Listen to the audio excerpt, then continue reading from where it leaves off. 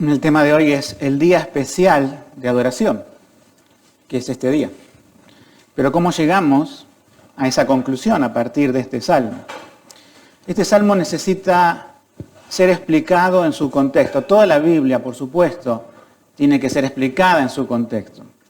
Yo creo que en nuestra época actual tenemos un problema generalizado, y creo que nuestra congregación no es ajeno a ello. Si ustedes pueden leer a veces escritos del siglo XVI, XVII, sobre todo de los puritanos que predicaban, y hay muchas predicaciones que uno la puede tener en papel, hechas en aquel tiempo, uno puede ver que ellos, cuando uno los lee, para muchas personas se le puede hacer muy difícil porque hacen referencia a un montón de situaciones, lugares que ellos en aquel tiempo daban por hecho. Daban por hecho porque supuestamente la mayoría de su público en aquel tiempo, no todos eran creyentes por supuesto, pero habían leído la Biblia desde su niñez. Entonces ellos tenían el contexto. Aun cuando Spurgeon da sus mensajes, yo me doy cuenta que supone un montón de cosas. Y que hoy tenemos una debilidad en las congregaciones, en las personas. La gente tiene poca teología bíblica. Teología bíblica es este tipo de teología. La teología que uno aprende de todo lo que es los libros de la Biblia, las historias, su marco cultural, su marco histórico, etc. Por ejemplo, y díganme si no le ha pasado a alguno de ustedes, cuando se llega allá en Éxodo, en Levítico, Deuteronomio, Números, a veces saltean algunas personas partes. Y sobre todo saltean algunas personas partes cuando Dios está dando instrucciones para, por ejemplo, diseñar el tabernáculo, que de eso se trata un poco también hoy esto. La gente dice, no, estos detalles son aburridos, vamos a pasar directamente a alguna historia, el cruce de Mar Rojo, todos lo recuerdan, pero si yo le digo a cualquiera de ustedes, pongo un pizarrón aquí adelante, digo, vengan y dibujen un esquema aproximado de lo que es el tabernáculo. ¿Podrían todos hacerlo? Quizás algunos sí y otros no. Y los que no, y tienen quizás años de creyente, han creído que hay partes innecesarias en la Biblia. Pero yo les recuerdo a todos, la Biblia nos dice que toda escritura es inspirada. Aún los detalles que a nosotros nos parecen insignificantes, son los que Dios ha puesto. Y Dios ha puesto el Antiguo Testamento, el cual tiene que ser entendido desde la luz del Nuevo Testamento, pero como figura de cosas celestiales. Y si nosotros salteamos las partes del Antiguo Testamento, que son esa figura, no entendemos las cosas celestiales. En este caso, ustedes habrán visto que hay una palabra que se nombra, y antes de comenzar con los versículos tengo que explicar esto para que nosotros podamos entender, ¿sí? Nombra la palabra atrio. No sé qué les viene a su mente cuando uno dice la palabra atrio, ¿sí? Pero si ustedes recuerdan así, yo les puedo hacer como una especie de diagrama para que nosotros podamos entender este salmo hoy, que cuando Dios diseña el tabernáculo y se lo da a Moisés para construir, y todos los hijos de Israel y la tribu de Leví lo empieza también a administrar dentro, ¿sí? Había una parte que era como un patio exterior, ¿sí? Que es el atrio. Había otra parte que es el lugar santo donde podían acceder los sacerdotes, había varias cosas dentro que no vamos a entrar en detalle, y había un lugar inaccesible que se podía entrar solamente una vez al año con sangre, que era el lugar santísimo. Simplemente quiero que recuerden esto, atrio, lugar santo y lugar santísimo. Después vino el templo, y pienso que este Salmo 84 es aproximadamente o posiblemente en la época de Salomón, donde ya no había un tabernáculo que era de cortinas, que era de tela, sino que había un templo sólido con otras cosas más, pero siempre se mantenían los tres lugares, siempre se mantuvieron los tres lugares. Atrio, lugar santo, lugar santísimo. Después se destruyó ese templo, y no creo que este salmo sea después de la reconstrucción del segundo templo, donde en el otro templo también se conservó atrio, lugar santo y lugar santísimo, pero hubo algunas modificaciones. Y con esto termino con esto del atrio. En el tiempo de Jesús, ese segundo templo reconstruido y hermoseado por un Herodes, de los tantos Herodes que hay en la Biblia, ¿sí? Tenía varias partes el atrio. Tenía un atrio más cercano ¿no es cierto?, lugar santo para los sacerdotes, tenía un atrio para las mujeres, no estaban con los hombres, y tenía un atrio para el pueblo de Israel, y el atrio de la entrada era uno que habían hecho ellos para los gentiles, o sea, los que no eran judíos. Y tenía inscripciones antes de pasar al otro atrio diciendo, no pasen aquí. Advertencias, no pasarán aquí porque eso solamente es para los judíos. Ellos habían, por así decirlo, como modificado un poco el tema del atrio. Y cuando Jesús viene a purificar el templo y saca a los animales, no lo hace desde dentro del templo. Alguna gente piensa que estaban dentro. No, estaban en el atrio de los gentiles, que igual estaba mal ahí, porque ya era el atrio, por más que tuviera subdivisiones. Pero viene Jesús a sacar esos animales diciendo, mi casa de oración, casa será llamada, y él recalca, ¿para quiénes? Para todas las naciones.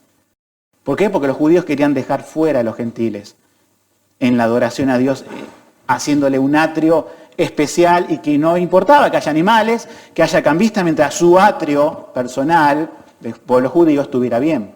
Eso era otra hipocresía de Israel.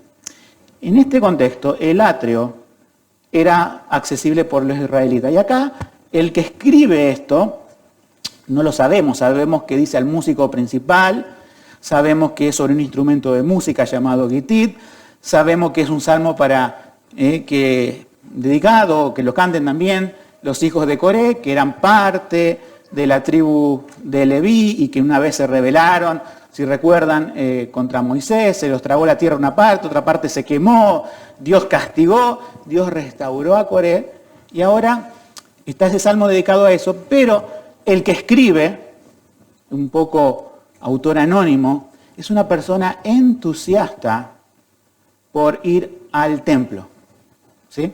Ese es el contexto. Una persona que se emociona por ir a ese templo, que seguramente el que construyó Salomón, y es una persona que no vive en Jerusalén. Es una persona que viene de lejos, así como muchas personas vienen hoy de lejos, también a veces a nuestra congregación. Esta persona es una persona que a lo mejor va una vez al año, para la época de la Pascua, y otras cosas judías que también están en la ley, y él anhelaba estar en el templo. Hay que pensar primero, para entender nosotros qué aplicación le sacamos para nosotros, hay que pensar que esta persona está privada la mayor parte del año de ir al templo. Podría ir por otras cosas, ¿sí? Pero a lo mejor vivía muy lejos y solamente una vez al año iba, en una peregrinación, cuando la Biblia dice subir a Jerusalén, ¿sí? Es un lugar más elevado, que la gente va. Nosotros tenemos al Señor Jesús, que fue al templo, y recuerdan que iba con una caravana de personas, iba con familiares, y a la vuelta, cuando se quedan, los padres de Jesús, padrastro, ¿no? José, la madre, dice, seguramente debe estar con los familiares, volviendo, pero no, se quedó en el templo. Eso también nos da un indicio de una gente que vivía en Nazaret, y cómo ellos iban al templo. No sabemos dónde vivía esta persona, pero hay un deseo.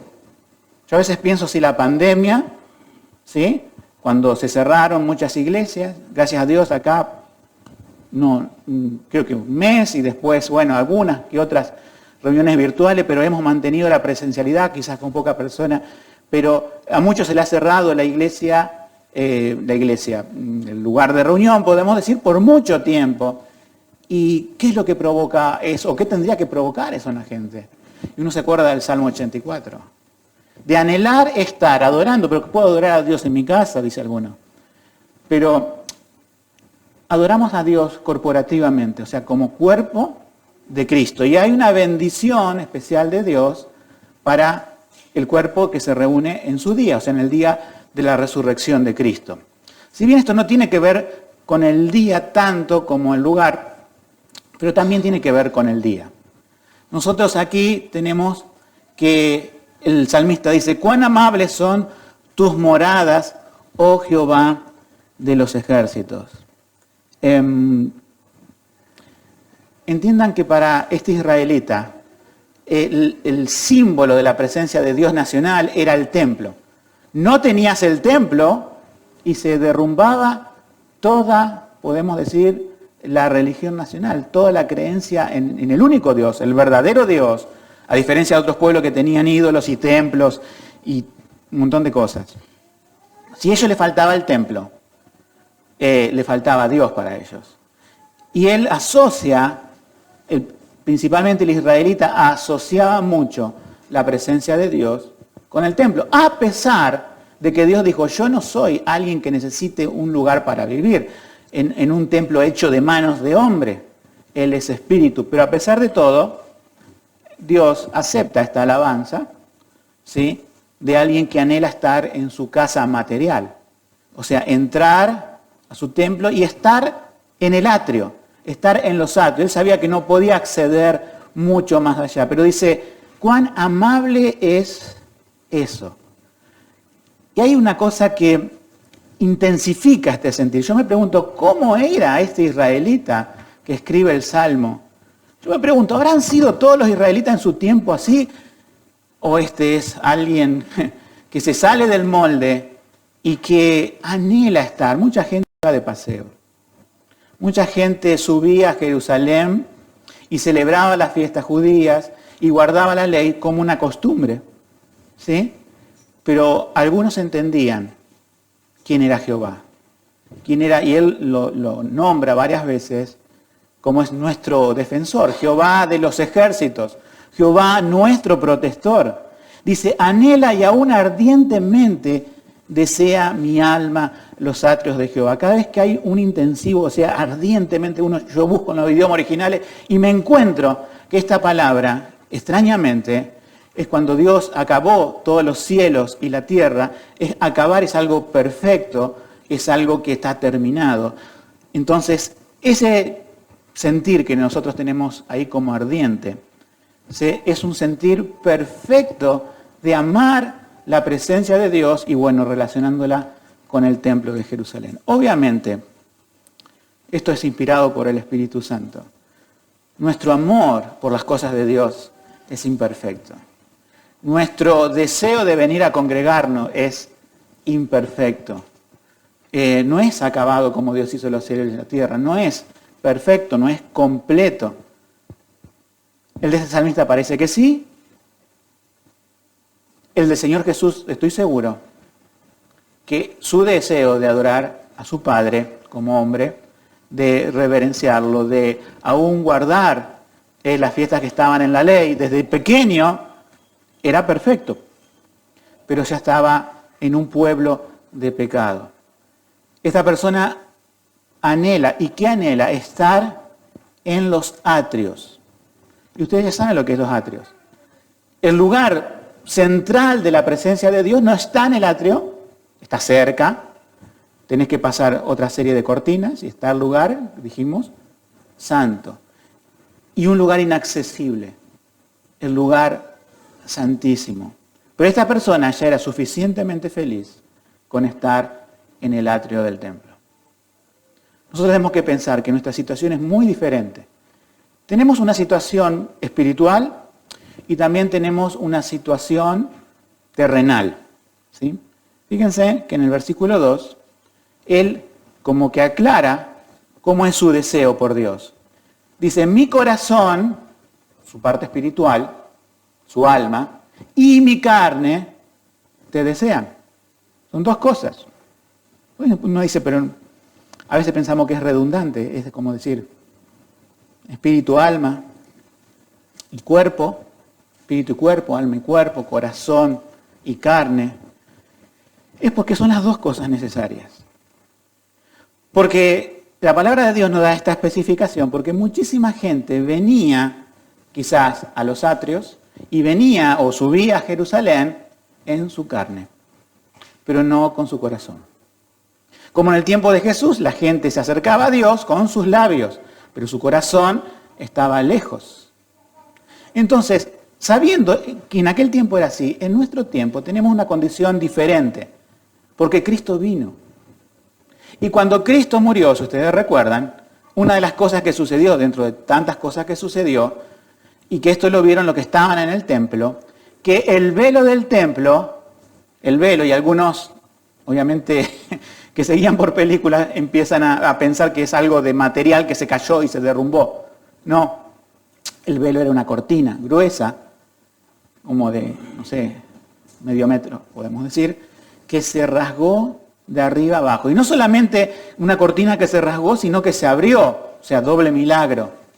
Nada podía partir, esa cortina aparecía y nada podía descubrir el lugar santísimo, que es el acceso a la presencia de Dios. Por supuesto que es figurativo, porque Dios no habita en templo hecho de manos, ¿sí? Ni siquiera en un lugar destinado. Pero ese era el símbolo. Ahora, ¿por qué pasó esto cuando Cristo murió?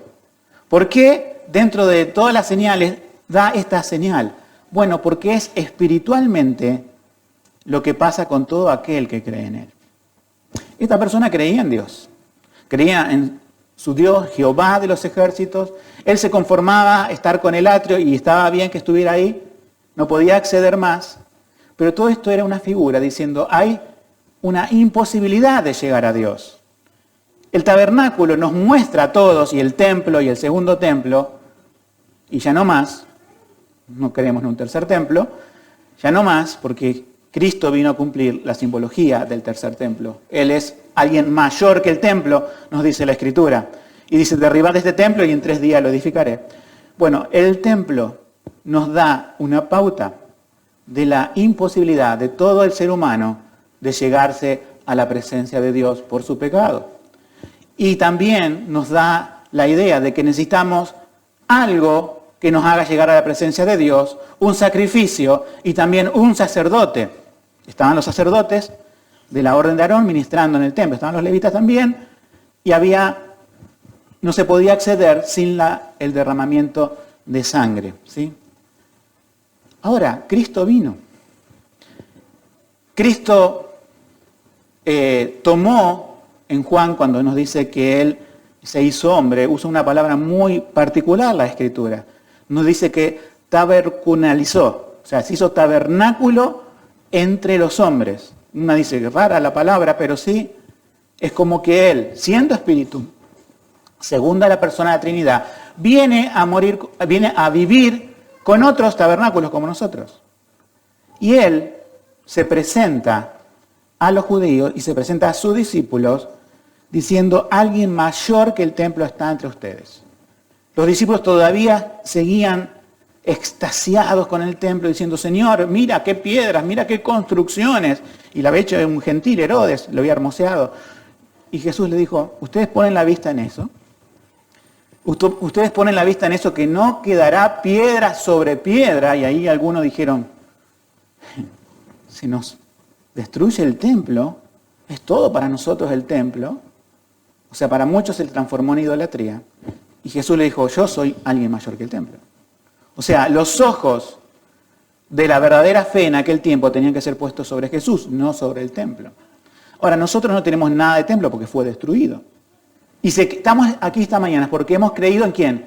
En Jesús, como nuestro Salvador, quien es nuestro sacerdote, porque intercede por nosotros eternamente delante de Dios. Es a la vez el Cordero que moría en los tabernáculos o también en el templo, que derramó su sangre por nosotros en la cruz. Y también Él es el templo, es todo. El sacrificio, el sacerdote, el templo y la entrada al lugar santísimo.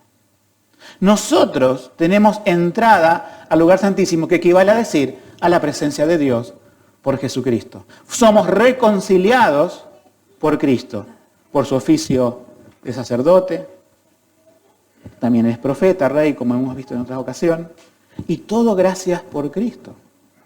Entonces nosotros pensamos, bueno, aquí el salmista quiere ir a los atrios y nosotros tenemos entrada al lugar santísimo. ¿Qué responsabilidad cabe para nosotros entender esto? Y venir a la adoración corporativa, que soy, con un pensamiento o con un marco bíblico así. Qué diferente es decir, te invito a un evento, te invito a una reunión. A veces trato de poner en internet el culto de adoración principal. La palabra culto, dice, no, vamos a sacar esa palabra. Te invito a pasar un momento divertido. Si nosotros pensamos que la reunión de la iglesia, que no son las paredes, el salón es accidental, podríamos ir a otro después, pero las piedras vivas, que nos dice la Biblia, las cuales somos nosotros edificados, que somos nosotros, y hoy tributamos adoración a Dios, tiene todo este marco de decir, ¿cómo viene, cómo sube, obviamente, como subía esta persona a Jerusalén, que tenía bastante tiempo para pensar antes de llegar al templo? Nosotros a veces nos levantamos así, y medio dormidos, y desayunamos rápido y venimos. Y nos saludamos y todo, ¿verdad? Y bueno. Pero de aquí a que nuestra alma entra en reverencia con Dios, en un conocimiento de lo que estamos haciendo, y si acaso tomamos completa conciencia de lo que es este momento, es a veces muy difícil. Somos muy débiles para comprender estas profundidades. Pero aún así, en nuestra imperfección, no se preocupen. Dios recibe la alabanza de su pueblo. Dios la recibe por los méritos de Cristo, no porque nosotros seamos grandes adoradores. Llegamos a ser adoradores en espíritu y en verdad solamente por aquel que resucitó nuestra alma. Éramos muertos espiritualmente y ahora podemos adorar en espíritu y en verdad porque Cristo nos resucitó. Entonces, este momento es demasiado solemne según la Escritura como para pasarlo por alto, pero le pedimos perdón al Señor y mientras predica uno también piensa, Señor, perdón por no ser consciente de todas estas cosas que nos dice tu palabra. No estamos en el cielo, ¿verdad? No estamos en el cielo, no somos santos, pero aunque sea la reunión de los hijos de Dios en el domingo, el día del Señor, tendría que ser un pedacito de cielo en ese momento. Ojalá el Señor pueda ir haciéndonos entender esto, que es mucho más que venir a la ICBR. Pónganse en el lugar de esto. Yo me pongo en lugar de esto, siento vergüenza. Aún soy el pastor de la iglesia. Y digo, puedo decir que mi alma desea ardientemente, como cuando acabó Dios los cielos y la tierra, perfectamente estar en la presencia de Dios. Yo a mí me toca predicar a veces, otros predican otras veces, pero no por eso vengo, porque me toca predicar. Pero si yo sería un asistente, ¿sí? Y me sentaría, digo, me examino con este salmo y siento vergüenza, siento falta de Dios, siento clamar a Dios diciendo, Señor, perdona mis debilidades, mis pecados, mis rebeldías, porque este anhelo solamente puede venir de alguien que es completamente santo. Este anhelo puede venir de alguien que está sumergido en las cosas de Dios. Y esta persona se ve que lo era, y Dios lo usó para escribir este salmo. Nosotros no entendemos a veces que los salmos es una recompilación de escritos durante un milenio, durante 1000 años. No tiene un orden cronológico. Pasaron muchas cosas. Sabemos que esto puede ser cuando ya estaba el templo de Salomón. Y aún él dice, miren, el gorrión halla casa y la golondrina nido para sí donde poner sus polluelos juntos a tus altares, oh Jehová de los ejércitos, Rey mío y Dios mío.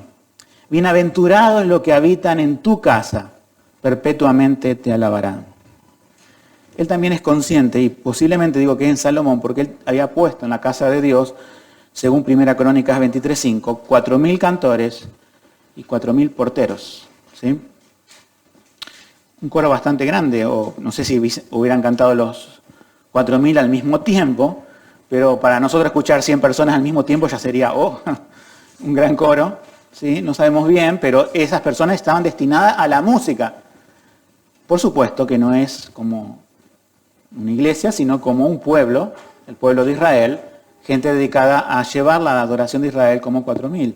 Y esas personas de alguna forma estaban relacionadas siempre en la casa. Y el salmista dice, si yo aunque sea sería como un pajarito que estuviera poniendo mi nido allí, ya me conformo. ¿Sí?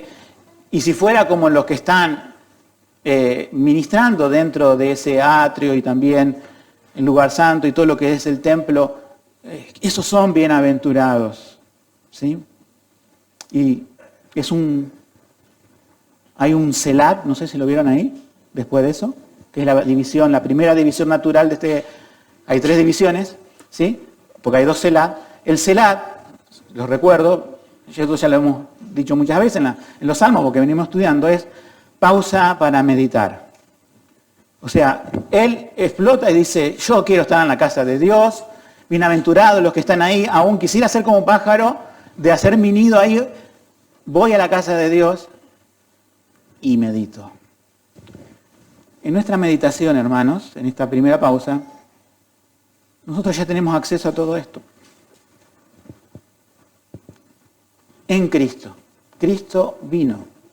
La primera venida de Cristo no era todavía el tiempo en el lugar donde el salmista, el tiempo donde el salmista escribe.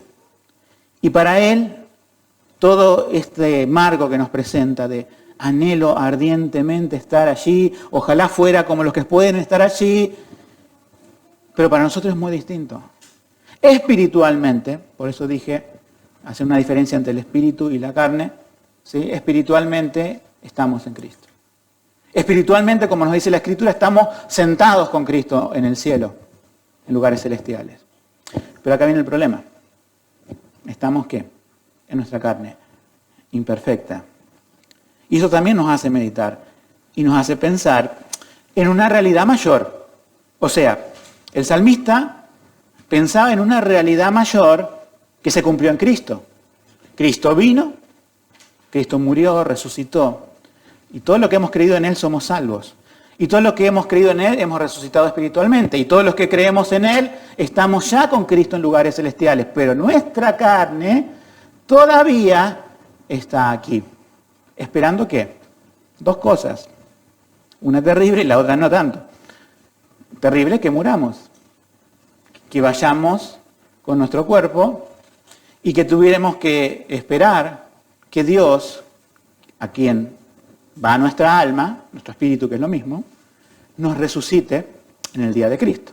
Pero tenemos que pasar por el valle de sombra de muerte. La segunda posibilidad es que Cristo venga y estando presentes seamos sobrevestidos. Esto mortal se vista de lo incorruptible, o sea, de inmortalidad, y seamos llevados con Cristo, arrebatados con Él. Ojalá fuera todo así, ¿verdad? No sabemos qué nos va a pasar. No sabemos cuál es el día y la hora en que Cristo vendrá. Pero nosotros estamos aquí en la tierra esperando también una realidad mayor.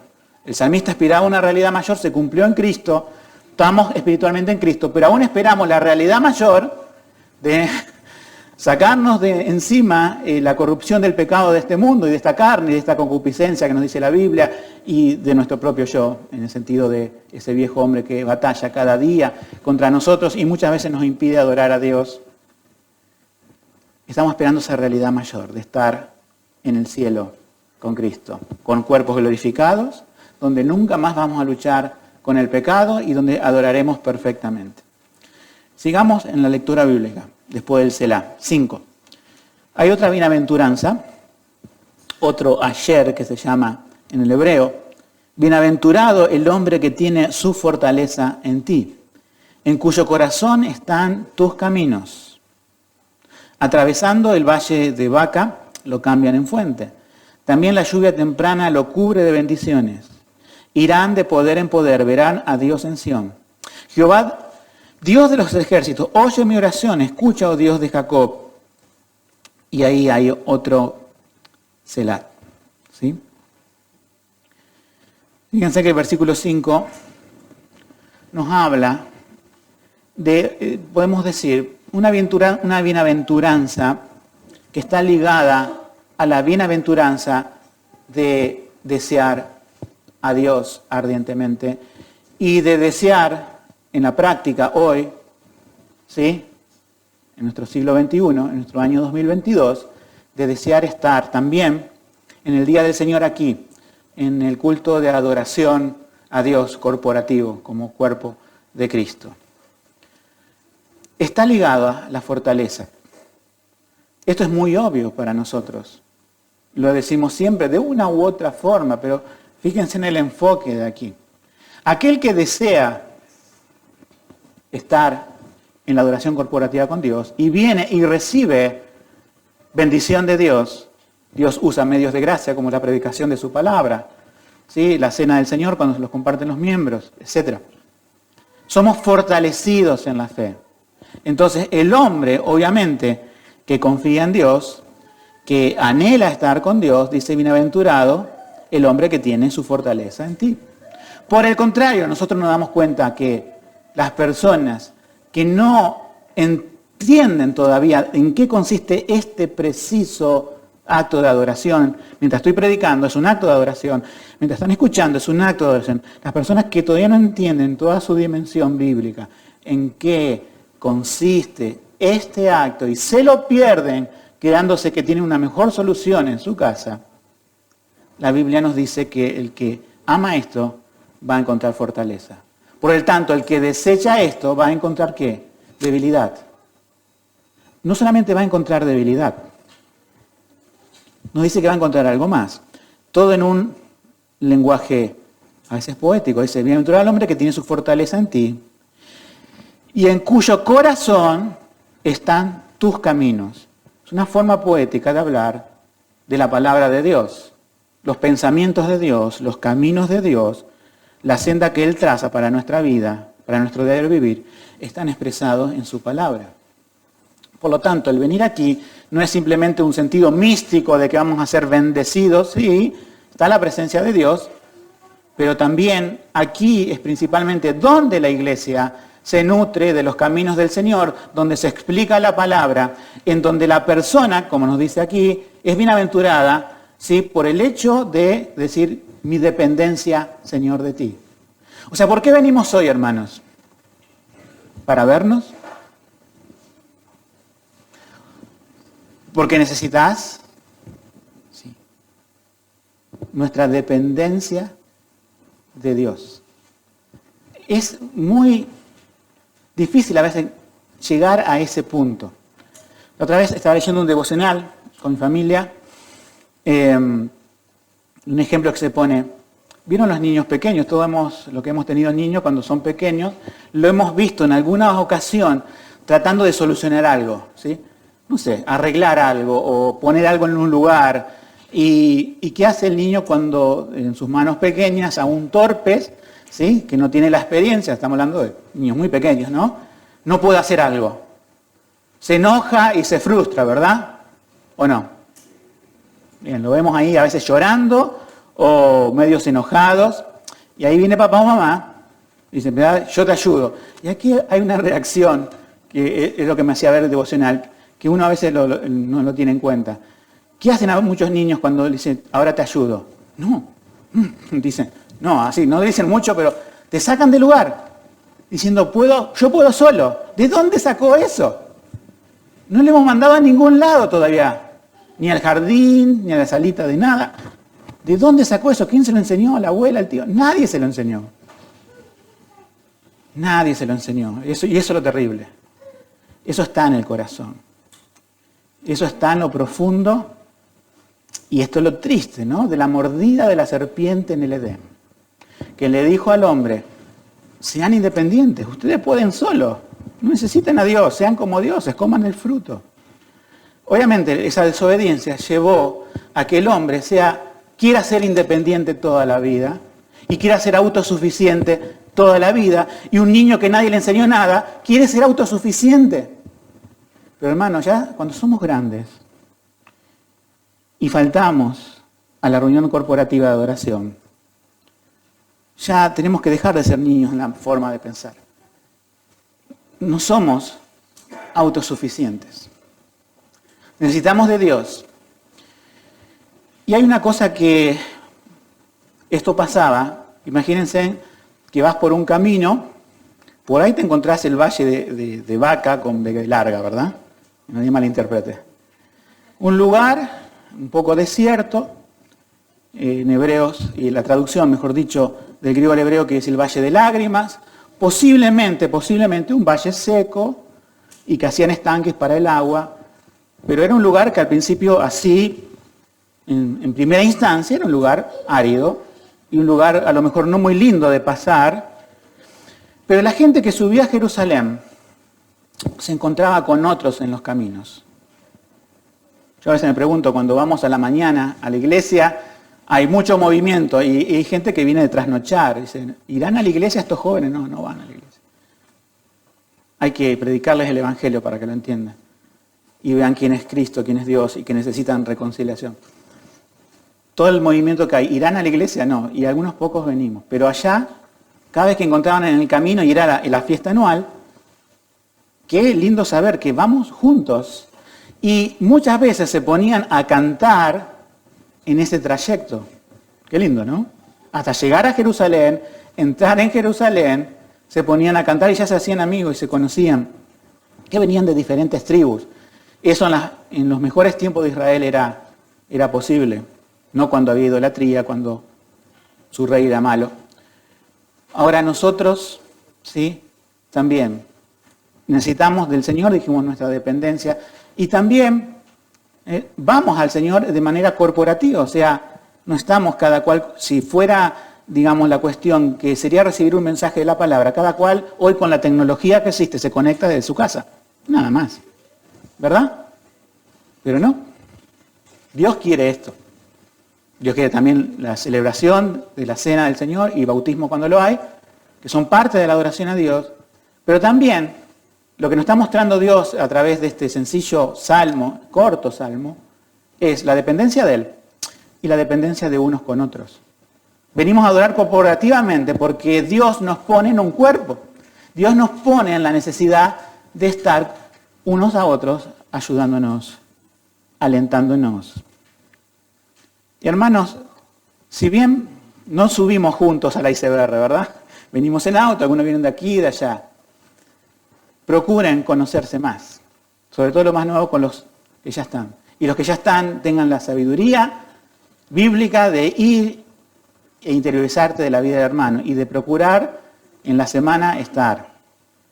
Venimos acá a alabar a Dios, a cantarle a Él, a adorarlo, a orar y nos miramos unos a otros y nos invitamos a cantar. Aún no hemos llegado con nuestra carne a la presencia de Dios. En esa cuestión somos peregrinos todavía estamos subiendo a la Jerusalén celestial, pero llegamos a una porción, podemos decir, adelantada del reino de los cielos, que es la iglesia local. Sigue diciendo aquí, irán de poder en poder, verán a Sión, Dios en Sión, Sión, Jerusalén, ¿sí? Cuando se van acercando, es como que ya estoy en la morada de Sión, pero nosotros sabemos que vamos de poder en poder. ¿Qué les recuerda esto, hermanos? De poder en poder. La Biblia nos habla que la vida, el justo por la fe vivirá, un versículo muy conocido, sobre todo para los reformados. Y de fe en fe. El poder no es nuestro. O sea, decir la expresión del Nuevo Testamento de fe en fe equivale a lo del Salmo, de poder en poder. ¿Sí? Entonces, una de las cosas que Dios provoca en su pueblo es esa renovación de ir de fe en fe, no de derrota en derrota. Si nosotros descuidamos esto, y obviamente nuestra vida espiritual en nuestra casa depende también de la adoración corporativa. Cuando la persona no adora corporativamente, yo puedo decir, como había hecho una anotación, dime cómo estimas el día del Señor y te diré qué clase de vida cristiana llevas en tu hogar. No dime quién andas y te diré que... No, es otro dicho este. Dime cómo es tu conciencia de este día y te diré cómo está tu vida espiritual. Solamente una vida espiritual sana tiene una conciencia más plena de este día de adoración. Por lo tanto, las personas que lo menosprecian o que lo saltean por alguna cosa, no hay forma, y se los digo, no hay forma de estar bien espiritualmente. No se cumplen las bienaventuranzas. Bienaventurado el hombre que confía en Dios, que va de poder en poder. Pero antes tiene que amar todas sus cosas. Vamos a la tercera parte. Tercera y última parte del Salmo. Recuerden que en esta división que tenemos los Selah, o sea, los pausa para la meditación, son nuestra división natural, ¿sí? Donde el 8 tenemos, Jehová de los ejércitos, oye mi oración, escucha, oh Dios de Jacob, Selah. Otra vez dice, escucha mi oración, oye mi oración. Estaba preocupado el salmista. Estaba preocupado con una sana preocupación que tendría que haber tenido todo israelita. Que esto continúe, que esto siga, que no caigamos como en el reinado de Saúl, que no estemos como en el tiempo de los jueces donde cada cual hacía lo que se le daba la gana y no sabía que estaba bien y que estaba mal. Si esto es en el reinado de Salomón, aún no tuvieron tiempo de experimentar reyes malos que vinieron después, pero podría ser, no tenemos a ciencia cierta la fecha del Salmo que hubiera podido haber sido en otro momento, antes de la destrucción del templo, y que ya hayan probado reyes malos. Y con justa razón el salmista termina una oración diciendo de otra forma, ¿no? Parafraseando, que esto no se acabe, Señor, que esto siga, que esto continúe. Entonces, ahí en esta última parte tenemos desarrollado lo que sigue, ¿sí?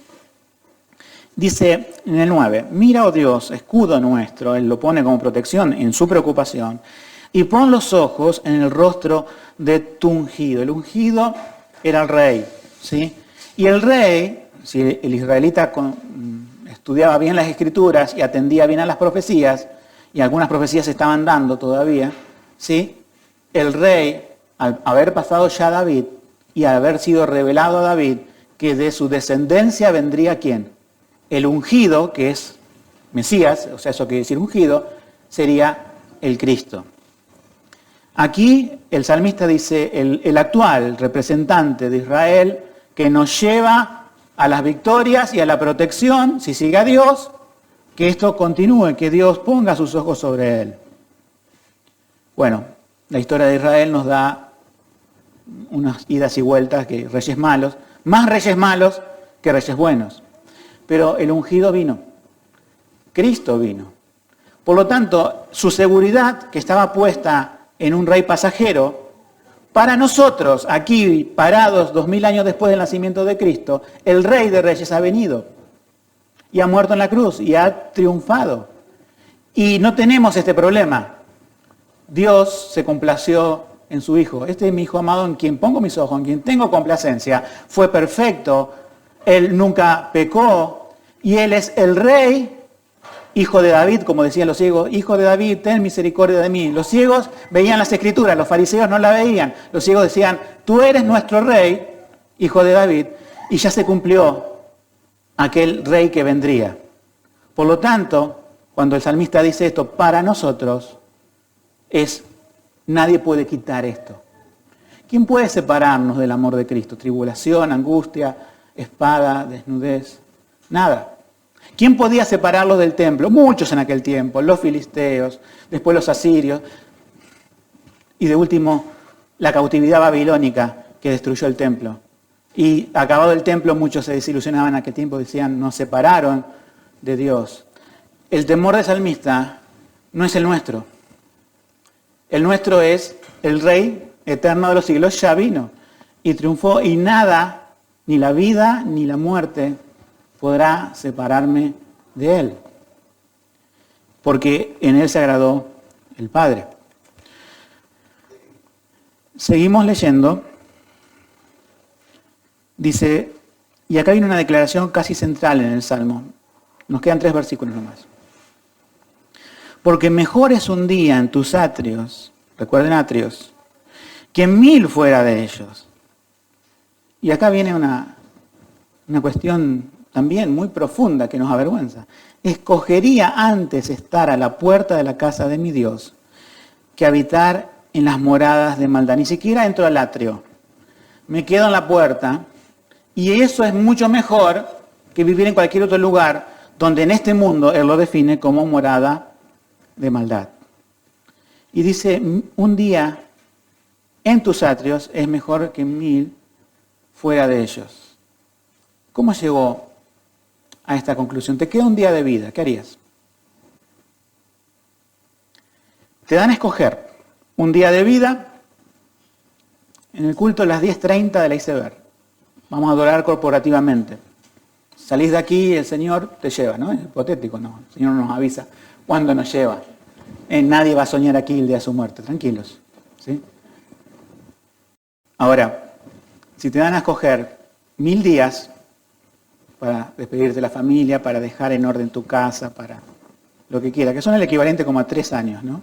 ¿Qué escogerías? ¿Un día a la mañana como hoy o 1000 fuera? Es una hipérbole, se llama estas comparaciones exageradas, pero que no por ser una comparación exagerada nos está de alguna forma ocultando el sentir del salmista.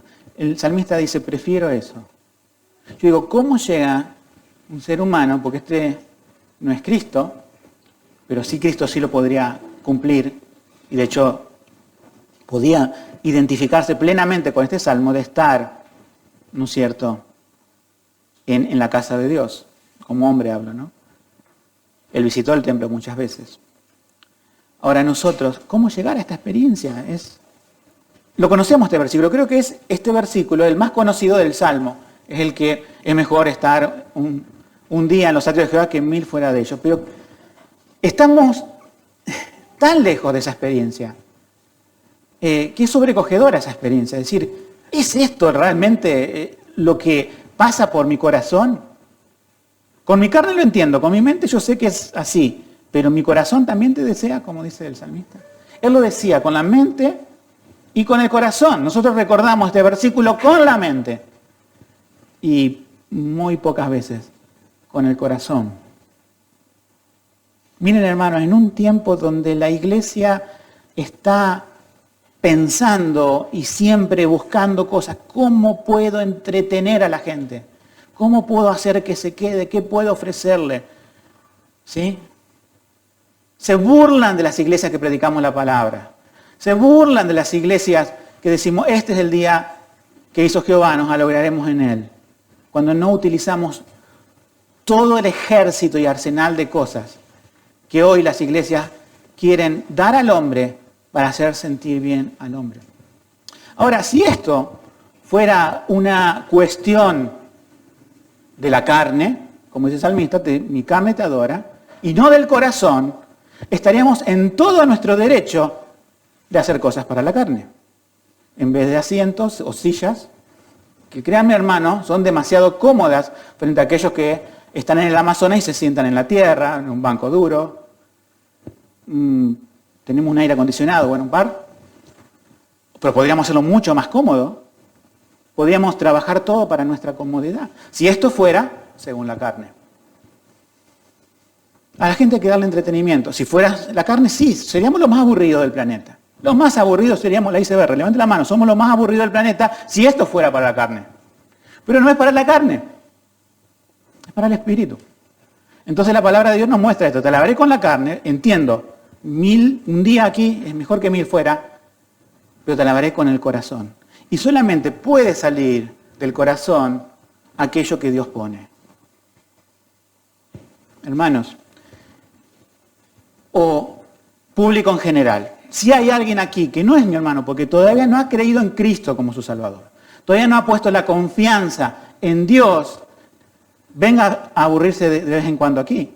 Pero usted va a predicar la palabra y va a tener la oportunidad de salvación. Pero si en el fondo sabes que esto no es para tu carne, que esto es un club que no te va a satisfacer. Pensá que hay una cosa trascendente y eterna, hay algo espiritual acá que no estás viendo. Los que creemos en Cristo podemos vislumbrar esto, y cuando la palabra nos exhorta, y créanme que a mí me está exhortando mucho esto, y uno dice, Señor, tengo que pensar esto, es decir, anhelo estar en tu presencia y alabar con mis hermanos. Perdóname por cantar tan frío. Perdóname, Señor, por predicar tan frío. Perdóname por escuchar tan frío si estuviera ahí sentado. Perdóname por hacer una oración que me pierdo en mis pensamientos. Podría ser, ¿verdad? Y lo reconocemos delante del Señor. Pero si no conoces al Señor, no te vas a plantear nada de eso. El Señor Jesús dice a todo hombre, a toda mujer, ¿no es cierto?, en todos los lugares, que se arrepientan. Él vino para darnos entrada más allá del atrio. Él vino para llevarnos al lugar de la presencia de Dios, y cualquiera que tiene aquí y quiere poner su confianza en Cristo, tenga por seguro que va a tener ese acceso a Dios. Y todo lo que antes no entendía, lo va a entender, porque va a tener vida espiritual. En los últimos versículos nos dice, el 11 y el 12, porque sol y escudo es Jehová Dios. Gracia y gloria dará Jehová. No quitará el bien a los que andan en integridad. Penúltimo versículo y después vamos al último, ¿sí? Un poco más largo, lo hacemos hoy, pero esta exhortación del Señor no quiero dejarla pasar. Sol, escudo de Jehová, ¿no entendemos? Su gracia, su gloria dará Jehová, y no quitará el bien a los que andan. Y termina con un bienaventurado en el versículo 12. Hermanos, el tema también es este, ¿no? Uno de los beneficios de venir a la casa del Señor y adorar corporativamente y anhelarlo y tener una experiencia cristiana de adoración, ¿sí?, nos hace santificarnos y caminar en integridad. La gente que no puede, o peor, la gente que no quiere estos momentos, por pecado, por rebeldía, por desazón, por duda, por lo que sea, su integridad espiritual empieza a decaer. ¿Cuándo sos íntegro? Cuando decís, Señor, tú eres justo, yo soy pecador y necesito de ti. Y si voy a hacer algo bueno en este mundo, va a ser solamente porque tú pones tus caminos en mí, como vimos en el Salmo, ¿sí? Pero cuando los caminos de Dios no están en mí, porque descuido este momento y me dejo estar, mi integridad decae y ya no soy íntegro. Lo contrario a la integridad, no sé si existe un antónimo exacto para integridad, ¿sí?, pero sería la destrucción total, ¿sí?, de nuestra vida espiritual. No total, porque el Señor nos salva, pero sí destruir nuestra vida espiritual, hacer naufragio de la fe, es lo contrario a la integridad. Por lo tanto, también tenemos que ver que no solamente el hecho de venir aquí en la carne nos hace íntegros, sino el hecho de venir aquí en la carne, porque primero tenemos que venir en la carne, nadie viene acá en el Espíritu solo, ¿sí? Venimos como esta unidad que Dios nos ha hecho, pero podemos venir solamente en la carne y no en el Espíritu. Señor, le pedimos que esta experiencia de adoración sea santificadora, para que mis áreas no íntegras se vuelvan íntegras, para que mi pensamiento no íntegro y pecaminoso se vuelva más santo. El Señor trabaja con nosotros en el día corporativo de adoración. Y el último versículo nos dice, Jehová de los ejércitos, termina como empezó. Y dice, bienaventurado el hombre que confía en ti. Hay con esto termino, una cuestión en los Salmos, y vamos a ya terminar en abril con el tema de los Salmos, que es un recurso que usan continuamente los Salmos y también los Proverbios, que empiezan con una cosa, desarrollan otra y terminan con la misma. ¿Vieron? A veces esas cuestiones son pequeñas, otras más grandes, como en un capítulo, y se llaman quiasmos. Bueno, aquí se usa esta técnica. ¿Para qué? Para que nosotros tengamos un énfasis. Y este énfasis tenemos que llevarlo a casa.